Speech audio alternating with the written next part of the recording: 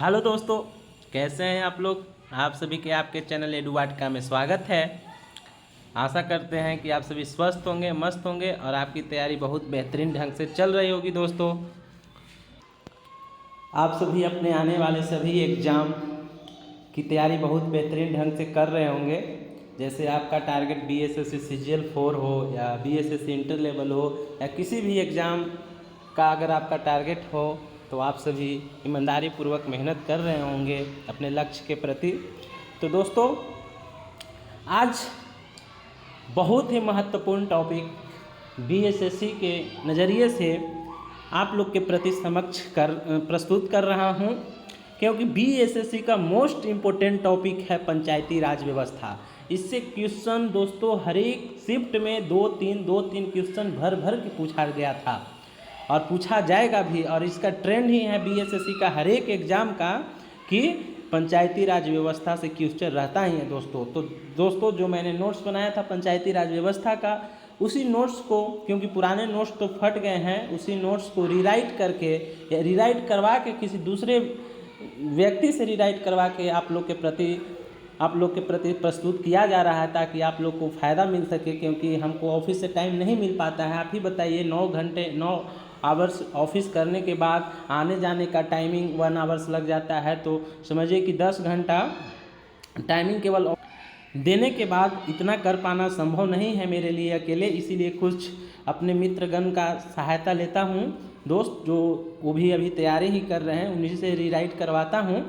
तो दोस्तों चलिए, आज का सबसे मोस्ट इम्पोर्टेंट टॉपिक पंचायती राज व्यवस्था है, तो इसको आप लोग बहुत ही ध्यानपूर्वक समझिएगा दोस्तों, और कॉपी और पेन लेकर बैठिएगा वीडियो देखने के लिए। देखिए दोस्तों, जब हम इतना मेहनत आप लोग के लिए कर रहे हैं तो आप लोग को भी फर्ज बनता है कि आप लोग भी अपने जीवन को बेहतरीन बनाने के लिए ज़रूर अपने ईमानदारी पूर्वक मेहनत करें दोस्तों। और जब भी वीडियो देखें तो कॉपी और पेन लेकर बैठे दोस्तों, नहीं कि ऐसे ही सुन लिए वीडियो, ऐसे कोई फ़ायदा नहीं होगा दोस्तों। मेरा भी मेहनत का कोई फ़ायदा आप लोग अगर इस ग्रुप से, इस एडुवाटका परिवार से अगर कम से कम 200 भी रिजल्ट अगर हो जाता है दोस्तों, तो हम अपने आप को मानेंगे कि मेरे द्वारा बनाया गया जो चैनल था और जो मैंने टाइम दिया आप लोग के प्रति, वो सार्थक साबित होगा दोस्तों। आप लोग इस कर दिखाना है, कम से कम एडुवाटका परिवार से 200 रिजल्ट देना है दोस्तों आप लोग को। आप इस प्रकार से मेहनत कीजिए, टारगेट बेस मेहनत कीजिए, और भविष्य में हम आप लोग के लिए और बेहतरीन करने के लिए चाहत रखते हैं दोस्तों। तो चलिए, पहला है दोस्तों पंचायती राज व्यवस्था। 73वां संविधान संशोधन के तहत 11वीं अनुसूची में रखा गया दोस्तों। 73वां संविधान संशोधन 1993 ईस्वी में हुआ था। भाग 9 में जोड़ा गया है 73वां संविधान संशोधन को। नेक्स्ट है दोस्तों कि ग्राम पंचायतों का संगठन आर्टिकल 40 के तहत हुआ है, और एक अवधारणा जो था वो महात्मा गांधी जी का अवधारणा था कि पंचायत का गठन होना चाहिए। क्योंकि दोस्तों देखिए, पंचायत का गठन होने का मकसद यही है कि सत्ता का विकेंद्रीकरण। अब दोस्तों, आपके गांव गली में अगर रोड खराब हो जाता है या गली खराब हो जाता है या नली खराब हो जाता है, तो वहाँ से मुख्यमंत्री जी और केंद्र से मोदी जी नहीं आएंगे। वो आपको आपके लेवल, आपके पंचायत का स्तर का जो भी पदाधिकारी, जो भी वहाँ का मुखिया, पंचायत समिति हो, वही आपको देखेंगे। इसीलिए सत्ता का विकेंद्रीकरण ही मेन लक्ष्य है दोस्तों पंचायती राज व्यवस्था का। पूछा जाता है क्वेश्चन कि पंचायती राज व्यवस्था का मुख्य उद्देश्य क्या है, तो सत्ता का विकेंद्रीकरण दोस्तों, याद रखिएगा। नेक्स्ट है दोस्तों कि स्थानीय स्वशासन का मैग्ना कार्टा लॉर्ड रिपन ने पेश किया था। मैग्ना कार्टा जिसे स्थानीय स्वशासन के पिता भी कहा जाता है।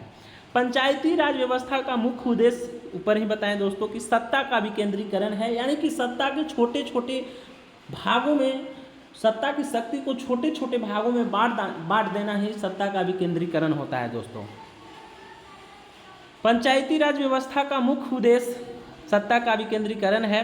नेक्स्ट है दोस्तों कि पंचायती राज का शुभारंभ 2 अक्टूबर 1959 ईस्वी के भारत के राजस्थान राज्य के नागौर डिस्ट्रिक्ट में प्रारंभ हुआ दोस्तों। और प्रारंभ कौन किए थे, तो भारत के प्रथम प्रधानमंत्री पंडित जवाहरलाल नेहरू द्वारा प्रारंभ किया गया था, महात्मा गांधी के जन्मदिन पे।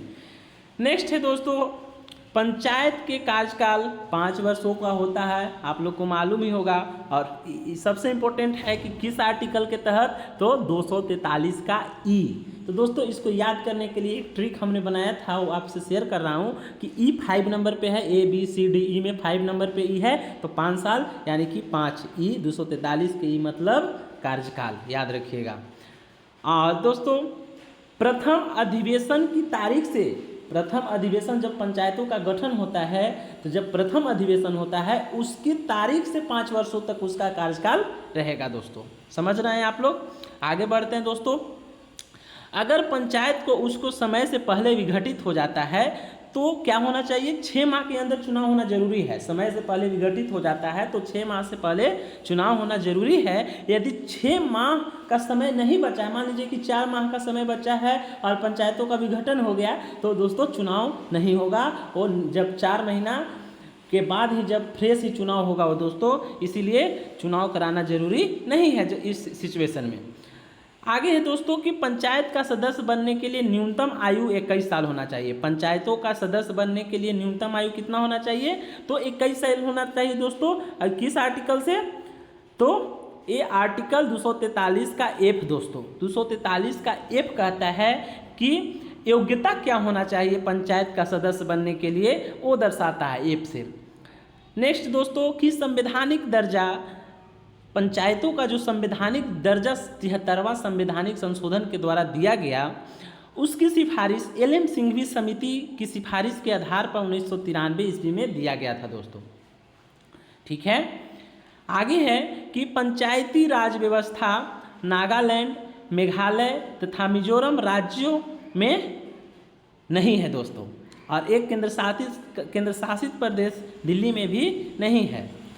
पंचायती राज में दोस्तों 29 विषय हैं। कितने विषय हैं पंचायती राज में, तो 29 विषय हैं दोस्तों। 29 विषय पर कानून बनाने का पावर पंचायती राज व्यवस्था को है। आगे है दोस्तों कि पंचायती राज के त्रिस्तरीय ढांचे का सिफारिश जो है वो बलवंत राय मेहता समिति द्वारा किया गया था। इसमें कौन कौन होता है, तो ग्राम स्तर पे ग्राम पंचायत, प्रखंड स्तर पे पंचायत समिति और जिला स्तर पे जिला परिषद होता है दोस्तों। आप लोग इसको तो जान ही रहे होंगे, आप लोग अपने से कोरिलेट करके पढ़ने की कोशिश कीजिए। ग्राम स्तर पे ग्राम पंचायत, प्रखंड स्तर पे पंचायत समिति, जिला स्तर पे जिला परिषद।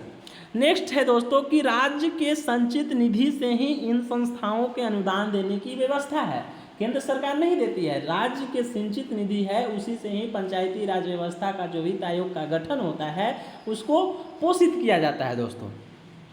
नेक्स्ट है 73वें संविधान संशोधन के बाद पंचायती राज व्यवस्था लागू करने वाला प्रथम राज्य कर्नाटक बना। क्वेश्चन को ध्यान से पढ़िएगा, कमेंट में मत बोलिएगा कि सर ये होगा। क्वेश्चन बोल रहा है दोस्तों कि 73वें संविधान संशोधन के बाद पंचायती राज अधिनियम लागू करने वाला प्रथम राज्य कर्नाटक है।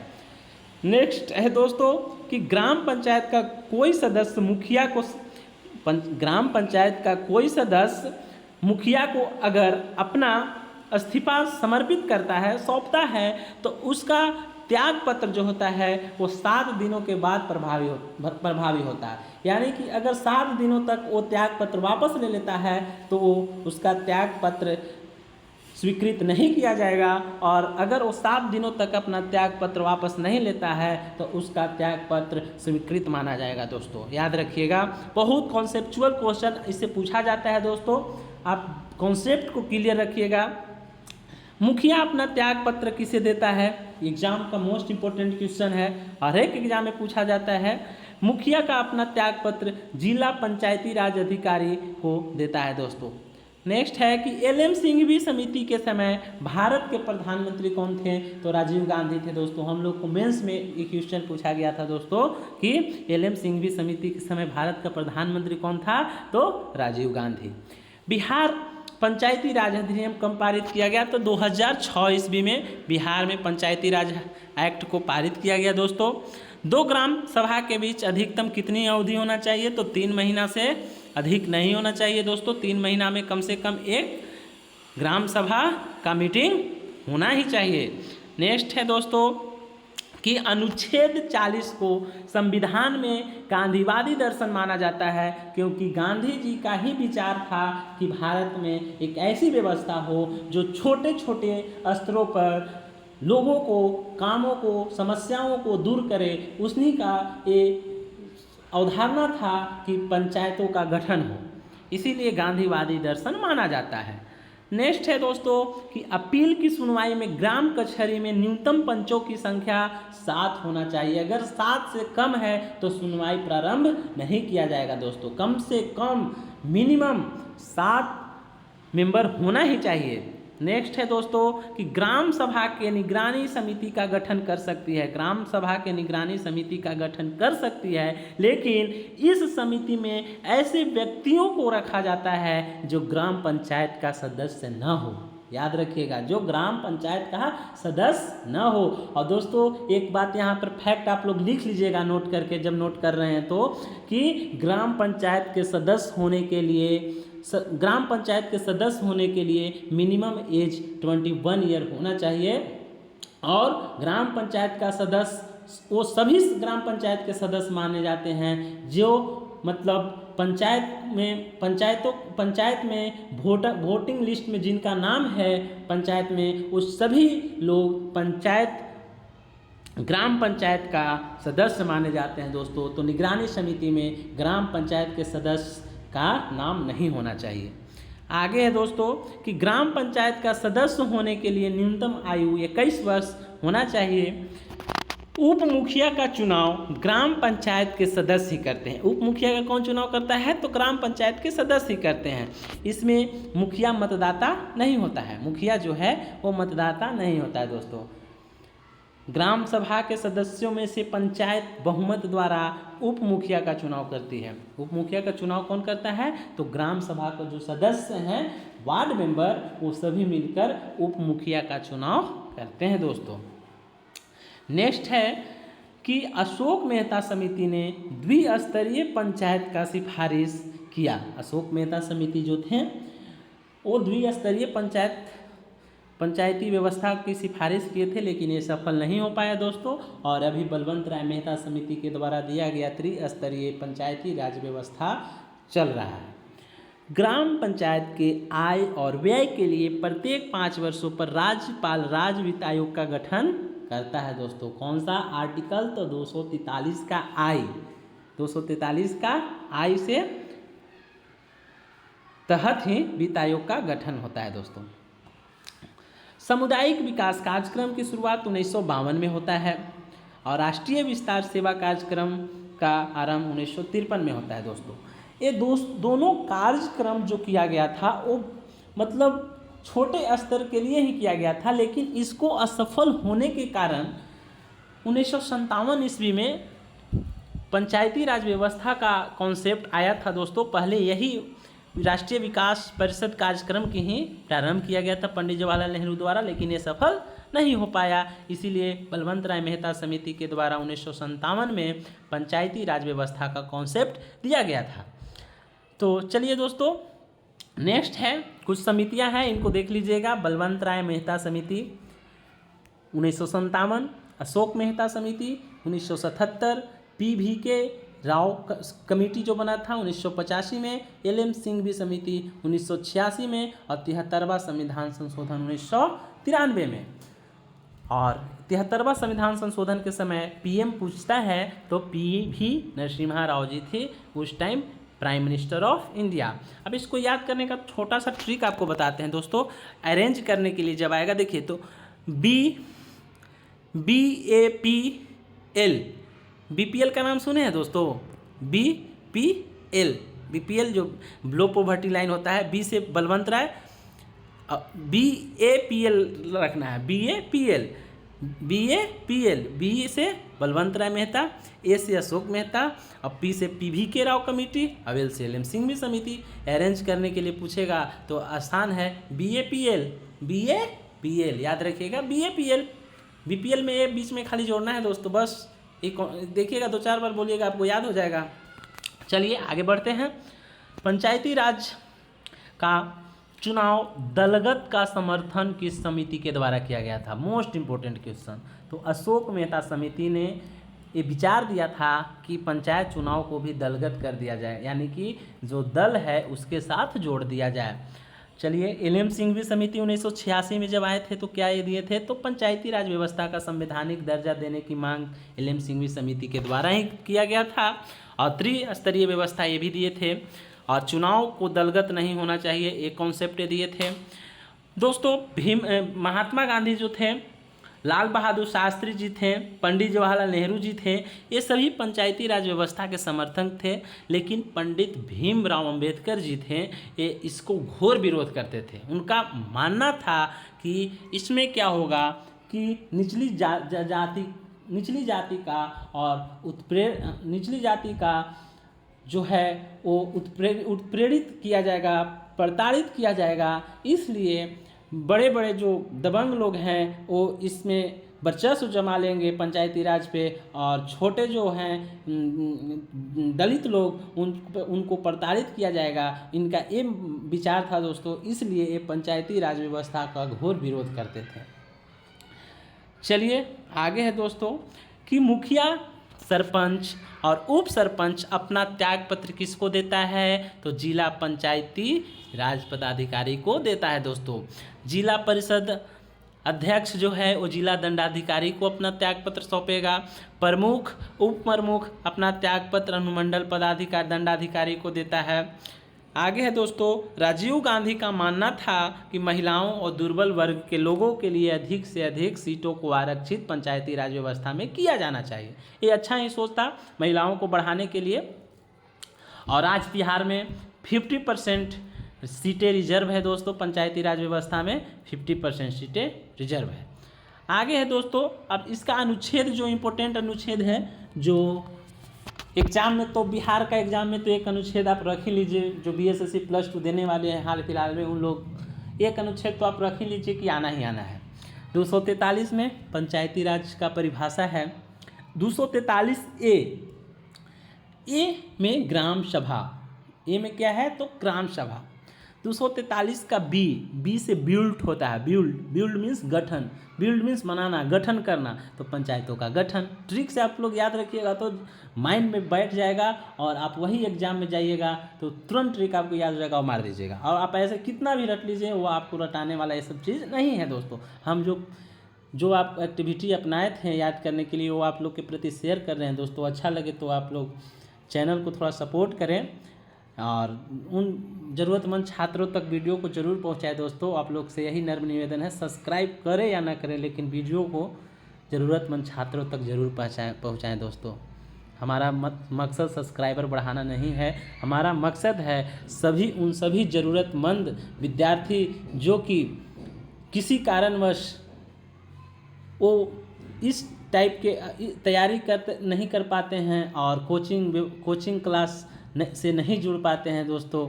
जो भी कारण हो, उनका गरीबी हो और या जो भी कारण हो, वो जॉब में हो, उनको टाइम नहीं मिलता हो दोस्तों, उन सभी छात्रों तक आप सभी ज़रूर पहुंचाइएगा दोस्तों। यही विनम्र निवेदन है। अब यही आप समझिए कि आप हमारा फी दे रहे हैं दोस्तों, बस यही आप लोग से विनम्र निवेदन है।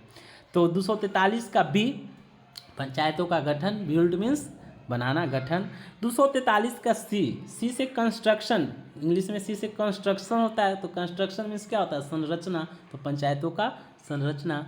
243 का ई, तो कार्यकाल है दोस्तों, तो ई 5 नंबर पे है, तो 5 साल का कार्यकाल होता है, बस उससे याद कर लेना है। 243 का जी, पंचायतों की शक्ति, तो जी से जीनियस होता है, तो शक्ति किसके पास होता है? जीनियस लोगों के पास ही होता है। 243 का आई, वित्त आयोग, यानी कि जो इस पंचायत राज के लिए राज्यपाल जो वित्त का गठन करता है, वित्त आयोग का राज्यों के लिए, तो आई से क्या होता है दोस्तों? इनकम मीन्स क्या? पैसा। इनकम मीन्स आय, व्यय, तो वित्त आयोग किससे संबंधित है? आय व्यय से संबंधित है। 243 का एम दोस्तों, मेघालय, नागालैंड, मिजोरम में पंचायती राज लागू नहीं होगा, ये 243 एम में संरक्षित है दोस्तों। एम से मेघालय है, याद रखिएगा, एम से मेघालय। 243 का ओ, चुनाव में, पंचायती राज के चुनाव में न्यायालय जो है किसी प्रकार का हस्तक्षेप नहीं करेगा दोस्तों। ये आर्टिकल 243 के ओ में वर्णित है। ओ चुप रहो, तो ओ चुप रहो किसको बोल रहा है? न्यायालय को बोल रहा है। तुम्हारा निर्णय यहाँ नहीं चलेगा। इस टाइप से माइंड में बोल के आप बैठा सकते हैं। एक और इसमें आर्टिकल छूट गया है, आप लोग नोट कर लीजिएगा। 243 का के से जो चुनाव संबंधित है, पंचायती राज में चुनावों से संबंधित के इलेक्शन, के से इलेक्शन दोस्तों याद रखिएगा। तो दोस्तों आगे बढ़ते हैं। तो आगे ग्राम विकास और पंचायती राज संस्थान कहाँ है? तो हैदराबाद में है। ग्राम सभा के बैठक वर्ष में 2 बार होना अनिवार्य है, जबकि साल में 4 बार का प्रावधान है, लेकिन कम से कम 2 बार होना अनिवार्य है मिनिमम। पंचायत समिति का बैठक आयोजन 2 माह में कम से कम 1 बार अवश्य होना चाहिए। नगर पालिका के बारे में कुछ जान लेते हैं दोस्तों। सर्वप्रथम नगर निगम की स्थापना मद्रास के में 1688 ईस्वी में हुआ था। 74वां संविधान संशोधन नगर पालिकाओं से संबंधित है। 74वां संविधान संशोधन किससे संबंधित है? तो नगर पालिकाओं से संबंधित है, और इसको भाग 9 के क में रखा गया है। आर्टिकल 243 के त से य छ तक और अनुसूची 12 में इसको शामिल किया गया दोस्तों। इसमें भी विषय कितने हैं? तो इसमें विषय 18, जिसमें नगर पालिका जो है वो कानून बना सकती है। महिलाओं के लिए नगर पालिका में 1/3 भाग स्थान आरक्षित है दोस्तों। कार्यकाल इनका भी 5 वर्ष का होगा, और एकमात्र भारतीय स्टेट अरुणाचल प्रदेश है दोस्तों जहां नगर पालिका नहीं है। बिहार में नगर पालिका अधिनियम कब पारित किया गया? तो 2007 में पारित किया गया था, और इसके 3 भाग भी त्रिस्तरीय है: नगर पंचायत, नगर परिषद और नगर निगम। चलिए दोस्तों, पंचायती राज व्यवस्था जो most important topic Bihar SSC के नज़रिए से है वह समाप्त होता है, और आप लोग बताइएगा। और इसके बाद प्रीवियस ईयर के जो भी क्वेश्चन पंचायती राज से रिलेटेड बिहार एसएससी में पूछा गया है, या तो सीजीएल हो या इंटर लेवल हो, आप एक बार उसको देखिएगा। अगर एक क्लिक में आपके माइंड में नहीं आता है दोस्तों, तो आप कमेंट बॉक्स में बताइएगा कि सर आपने गलत बोला है दोस्तों। तो ये मोस्ट इम्पोर्टेंट टॉपिक था, इसलिए इसको हम बहुत जल्द करा दिए आप लोग को, और एग्ज़ाम के पहले सब आपको लोग को करा दिया जाएगा दोस्तों टॉपिक। तो चलिए दोस्तों, मिलते हैं नेक्स्ट वीडियो में। तब तक के लिए धन्यवाद दोस्तों। Bye bye, take care.